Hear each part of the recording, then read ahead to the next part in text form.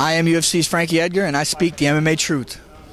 Angel Cordero for the MMATruth.com in Puerto Rico at UFC 145 in Atlanta, Georgia. And I'm standing right next to someone that I admire with utmost passion, Kevin Iole, one of the best combat sports journalists in the world from Yahoo Sports. Kevin, welcome to the MMA Truth in Puerto Rico. I appreciate it, Angel. Thank you very much. Kevin is a regular at Pro MMA Radio with Larry Pepe. Larry Pepe, as him and I concur, is probably the best damn MMA interviewer in the world, as we call him. And how is working with someone like Pepe, being as experienced as you are?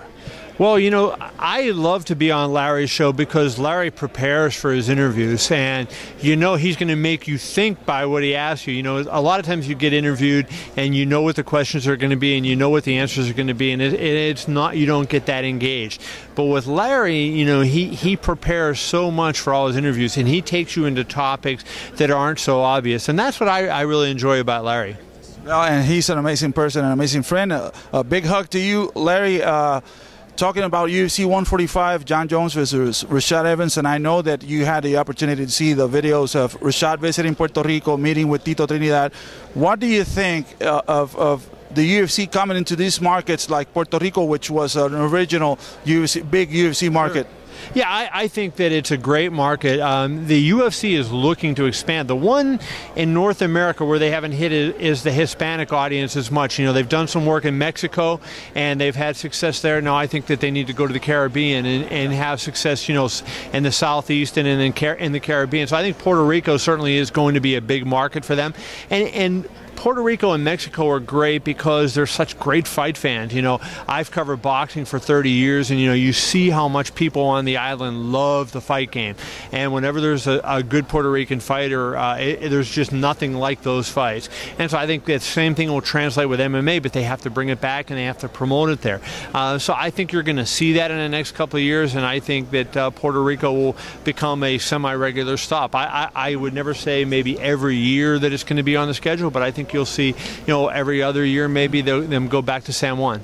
We had, like I said, Rashad visiting Puerto Rico a couple weeks ago, and Tito Trinidad dropped out of thin air to surprise him. Funny thing was that right out of the gate, Rashad said, when Rashad saw all the people that were there to welcome him, he said, "Who do these people think I am? Felix Trinidad?" And it was actually Tito who came to surprise him. What kind of opinion do you have about two combat sports greats, each on different times and different sports coming together like that? Well, I think it shows, you know, Tito, the one thing, the reason why he's so popular is because he's such a good guy. And you see people, you know, just gravitate toward him because he's a people person. And he's showing respect for another great fighter. And I think the great fighters all have respect for each other, and that's what Tito, I think, did with Rashad. Rashad obviously is now in his prime. You know, Tito is retired but was one of the greats of all time. Certainly, you know, the greatest from Puerto Rico, and there's been a lot of great fighters that come out of Puerto Rico. It was just a great sign of respect for Rashad from Felix.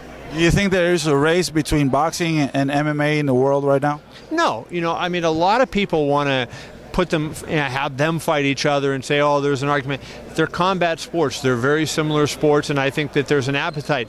You know, boxing has been around a lot longer, so more people understand what boxing is. But MMA is a great sport, and if you take the time to learn it, you'll love it. And it's not that different from boxing. You know, boxing's just the hand strikes. There's other kind of strikes as well as grappling in MMA, but there's room for both, and I think that they can coexist and coexist well. I think also that because of boxing being such a history sport, and it's been around for so long, that the demographics are a lot more ample than MMA's.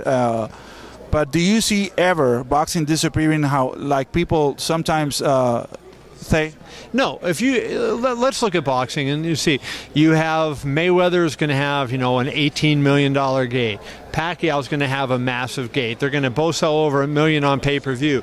Klitschko in Germany just sold 65,000 tickets. You know, boxing is not dead. Now, in the United States, boxing has slipped. It's not as big. Still, one-off events are big. They're bigger than MMA events right now.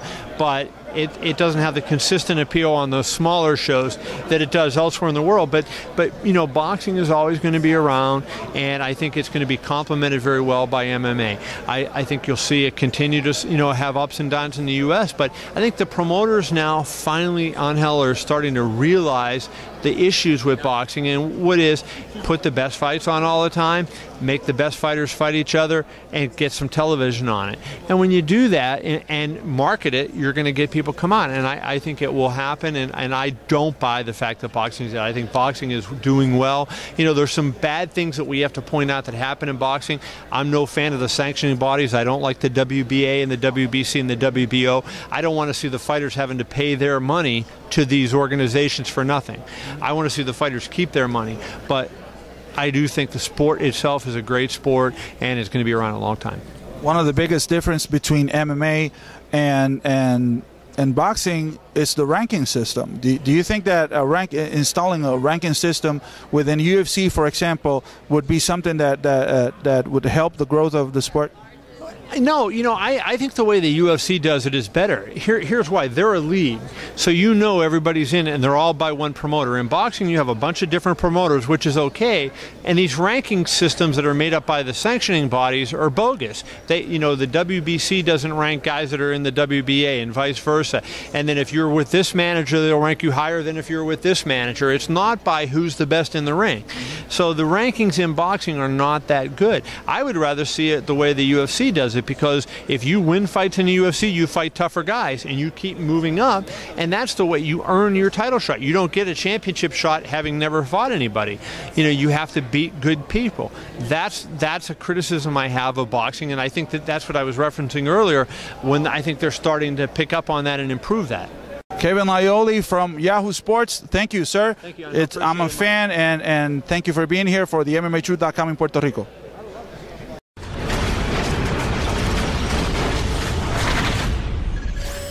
Can't wait.